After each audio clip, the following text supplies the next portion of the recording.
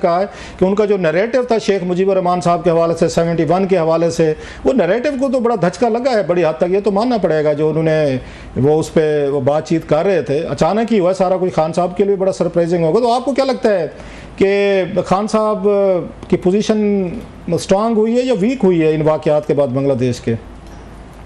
नहीं, मेरा ख्याल है बांग्लादेश का जो इशू था वो टॉक शोज का इशू ज्यादा था, वो फौज को गुस्सा ज्यादा था, वो उन्होंने फौज को ही गुस्सा दिलाने के लिए सारी वो मूव की थी।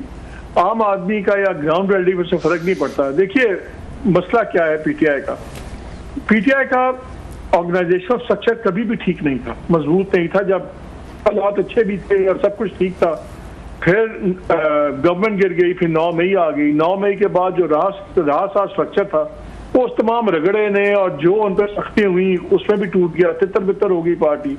फिर एक लॉयर्स की पूरी खेप खान साहब ने ली। आपको याद है खबर मैंने ब्रेक की थी कि लॉयर्स को बहुत ज्यादा सीट्स देंगे खान साहब, क्योंकि खान साहब कन्विंस थे कि अगर वकला इलेक्शन लड़ेंगे तो इनकी बेले बुले जमानत नहीं होंगी, कोर्ट्स इनको डिफरेंट तरीके से ट्रीट करेंगे, और बात भी ठीक थी। अब एक टोटल क्रॉप आ गई है जो इस वक्त पार्टी की फ्रंट लाइन आप समझ लें, लेकिन जिनका सियासी बैकग्राउंड नहीं है। और अदालतों में तो ठीक है वो जाके करें। अब गौहर साहब का क्या क्या बैकग्राउंड है, या पंजोता जो दोनों हैं उनका क्या बैकग्राउंड है, जो बाकी आप लोग देख लें इनका कोई पॉलिटिकल बैकग्राउंड, इनके कॉन्टेक्स्ट कोई नहीं है।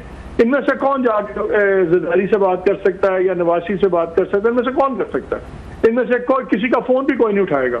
इनमें से कौन है कि फौज से बात कर सकता है? अब जो उनके पुराने लोग थे वो कोई गायब हो गए, कोई तायब हो गए, तो वो भी उनके पास नहीं है। इस वक्त स्ट्रक्चर के लिए आप मुझे बताएं, अगर आपने नेशन वाइड कॉल देंगे आप और आप चाहते हैं कि लाखों लोग सड़कों पे आएंगे, वो किस तरह आएंगे? जो लोगों का हाल हुआ है, इस जो मारपीट हुई है वो तो अलहदा, जो रगड़ा लगा है वो तो अलहदा, वैसे भी फाइनेंशियल हालात ये वो। आज एक बच्चा है जो लेट से फूड पांडा का डिलीवरी बॉय है, वो 8 फरवरी को वोट तो डाला या वो एक आधे छोटे मोटे लिबर्टी चौक में भी चला जाएगा। क्या वो अफोर्ड करता है कि एजुटेशन में जाना 4 महीने अंदर हो जाए, कोई पूछने वाला ना हो, उसका घर कौन चलाएगा? सो अब लोगों को पता है कि इस वक्त एजुटेशन में जाने के कॉन्सिक्वेंसेस बहुत ज्यादा हैं। आपकी सिर्फ आप अंदर नहीं होंगे, पूरा खानदान ख्वार भी होगा। इस वक्त बड़ा स्ट्रॉन्ग पार्टी स्ट्रक्चर चाहिए था, वो रोज है। बांग्लादेश में देखिए क्या वही कुछ हुआ है सर। बांग्लादेश में मैं सॉरी बात काटू, बांग्लादेश में मैं छोटी सी बात बता रहा हूँ रऊफ, एक सेकंड सर, रऊफ एक सेकंड। बांग्लादेश में मोमेंटम कहाँ से आया? पहला जब जुलूस निकला जो जुलाई के अंदर था, उसमें अवामी लीग की जो यूथ विंग थी उन्होंने पुलिस के साथ मिलकर फायरिंग कर दी, 5-6 लोग मर गए। उसके बाद फिर एकदम जब एस्केलेट हुआ, वहां लाशें बहुत गिर गई। अब ये टेक ओवर से एक दिन पहले 91 लोग एक दिन में मरे, 400 लोग मर गए वहां, सैकड़ों की तादाद में जख्मी हुए हैं, सब कुछ है। उसका मोमेंटम और चीजों से बन गया। नहीं, मूवमेंट उस तरह नहीं हुई थी। अब यहाँ पे ये मूवमेंट बनाना भी मजाक है। पंजाब में कैसे बनाएंगे? केपी में तो बना लेंगे। आपने सही बात में सारी इसलिए कह रहा था कि इसका मतलब ये है कि 15 साल की हुकूमत भी एक मतलब है, वो बैगेज भी खड़ा था सीना वाजिद साहबा का। 15 साल बड़ा होता, पाकिस्तान में तो मिलिट्री डिक्टेटर 8 से 10 साल ज्यादा नहीं रह सका। 15 साल बड़ा टाइम है। फिर अपोनेंट्स को जेलों में डाला, फांसियां लगाई, वहां पे human rights abuses, TV channel, media, बिल्कुल उन्होंने मसाला पकड़ा था, उन्होंने पकड़ा था, चीजों का मसाला पकड़ा था। दूसरा, जैसे आप कह रहे हैं 400 लाशें का बोझ था, तो इससे ये भी कहा जा सकता है, कुछ बंदों से मेरी बात हो रही थी, वो कहते जनाब आप इस बात को नहीं देखते कि फिर 9 मई को जो हमने रेस्ट्रेंट का मुजाहरा किया, हालात उसी तरह के थे कि जनाब के अटैक्स हो रहे थे GHQ पे या कमांडर्स हाउस पे, फिर वहाँ पे अब मिलिट्री इंस्टॉलेशन पे आर्मी ने या पुलिस ने रेस्ट्रेंट किया। अदरवाइज अगर ये जो कहा जाता है जी पुलिस ने क्यों नहीं रोका, फायरिंग क्यों नहीं की, मारपीट क्यों नहीं की, तो उस दिन भी लाशें गिरती, तो शायद उनका ख्याल है कि ये मकसद था, यही इनकी अप्रोच थी और हमने लाशें नहीं गिरनी थी, जिसकी वजह से जो 9 मई था कोई बहुत बड़ा इंसिडेंट होने से बच गया है। So do you agree with this assessment कि 9 मई को जो पावर इस्तेमाल नहीं की गई तो वो उनका एक वाइज फैसला था ताकि एक बड़े पैमाने पे कोई इतनी बड़ा ब्लड शेड ना होता, लोग न मारे जाते बेचारे? नहीं, आई टोटली एग्री। अगर बहुत ज्यादा कोई तसादुम हो जाता, लाशें गिर जाती, हालात कहीं से कहीं चले जाते, और जो एस्टेब्लिशमेंट के लोगों की असेसमेंट थी 9 मई की, वो तो बड़ा अर्सा तक बताते, यही कहते थे कि देखें 9 मई को लेवल ऑफ वायलेंस बहुत ज्यादा था, लेकिन लोगों की तादाद इतनी ज्यादा नहीं थी।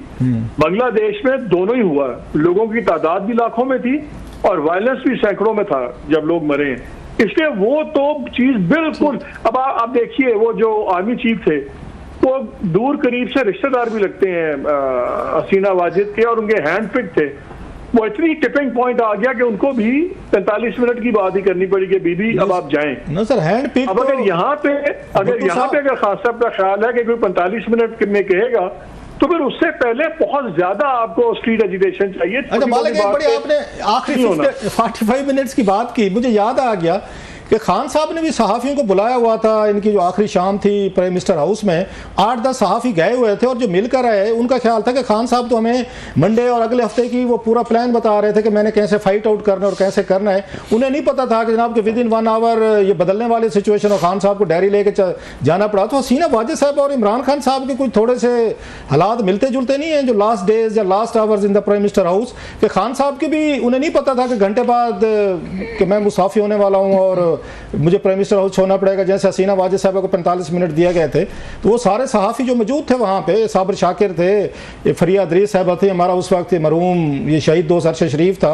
ये सारे मौजूद थे प्राइम मिनिस्टर हाउस में। खान साहब उनको अगले महीने की स्ट्रेटजी बता रहे थे कि मैं कैसे फाइट आउट करना और हम इनको कैसे हशर नशर करेंगे अपोजिशन का। और घंटे बाद खान साहब ये वज़ीर आज़म नहीं थे। तो हसीना वाजिद साहब के साथ ये कुछ मिलता जुलता हुआ जो ये हुआ जो आप बता रहे थे। ये मसला रूफ सिविलियंस का नहीं होता या फौजियों का नहीं, ये मसला ताकत का होता है। यहीं पे आपको याद है मरहूम जनरल मुशर्रफ, उनका वो डी चौक का जलसा याद है जहाँ उन्होंने दोनों मुक्के हवा में बुलंद की थी। मेरा ख्याल है वो जो उसके कराची में जो मारे गए थे 50-60 लोग मारे गए थे, और उसके बाद वो भी मई था, उनको पता लगा 12 मई था जाने का। मालिक वो भी 12 मई था, वैसे ये 9 मई का है, वो भी 12 मई का महीना कोई भारी पड़ा है हम पे। बात यह है कि हमारे यहाँ जो भी पावर में होता है वो अपने बबल में होता है, चाहे वो प्राइम मिनिस्टर के पावर बबल में हो, चाहे वो आर्मी चीफ के पावर बबल में हो। यही तो मसला है, जब आप इंस्टीट्यूशन से बड़ा अपने आप को समझें तो फिर यही गलतियां होती है ना। अगर इंसान गलतियां ना हो तो फिर हर बंदा 100 साल बैठा रहे। अच्छा लास्टली तो ये तो पावर, लास्टली सर जी, आज आप और मैं कमेटी में थे, आज वहाँ पे उमर अयूब खां हो गए और साथ में अतर कियानी साहब की, आप और मैं तो बिल्कुल पीछे बैठे थे, सुन रहे थे उनकी, बिलाल कियानी सारी। तो सर व्हाट हैपेंड, आपने क्या सुना, क्या जाना सर? कोई इतनी बड़ी खबर थी तो नहीं, बात थी नहीं जिसपे 2 बड़े पार्लियामेंटेरियन आपस में इतने उलझ पड़े सर? याद नहीं, उन्होंने याद नहीं जब वो एक उनके एक MNA आए थे जूम के ऊपर, मुबीन, और उन्होंने बात की मुबीन, तो उन्होंने कहा कि ये इस बंदे को जी ISI वाले कह रहे हैं कि तुम्हें ये मिनिस्टर बनवा देंगे, minister of state for interior बना देंगे, तुमने जाके हल्फनामा नहीं देना। तो वहां पे बिलाल ने कहा कि जी आप ये मीटिंग के एजेंडे पे बात करें, पॉलिटिकल ये पॉइंट स्कोरिंग ना करें। उसमें उन दोनों की लहदे हो गई। टेक्निकली बिलाल कियानी ठीक बात कर रहे थे टू बी फेयर, क्योंकि वहां पे एजेंडा और था। तो उन्होंने कहा जी आप इसको पॉलिटिकल बयानबाजी में लेके जा रहे हैं। और फिर मेरा ख्याल है वैसे उमर अयूब साहब को भी हेडलाइन चाहिए थी, तो उन्होंने भी उसको ज्यादा इशू बना दिया, वरना इतना बड़ा इशू था नहीं, इतनी छोटी मोटी बातें तो होती रहती। असल मेरा ख्याल 7-7 कुर्सियां थी, अगर 7-7 कुर्सियां नहीं होती, जरा 3-4 छोड़ के होती तो मसला होना नहीं था। मेरा नहीं हो रहा था, वो करीब बैठे थे ना, तो एक दूसरे को थोड़ी सी नोक झोंक हो रही थी उस पर। बड़ा thank you very much sir. वो दोनों ही डिसेंट लोग हैं, ऐसे उमर अयूब भी और बिलाल कियानी भी दोनों बड़े धीमे और उस तरह बड़े पॉलिश लोग हैं। जब ये झगड़ा हुआ, पढ़े लिखे बड़े समझदार हैं, एग्री विद यू, सही कह रहे हैं। बहुत शुक्रिया। मोहम्मद मालिक साहब हमारे साथ मौजूद थे, अपना एक्सक्लूसिव एनालिसिस शेयर कर रहे थे। यहाँ पे वक्त हुआ ब्रेक का।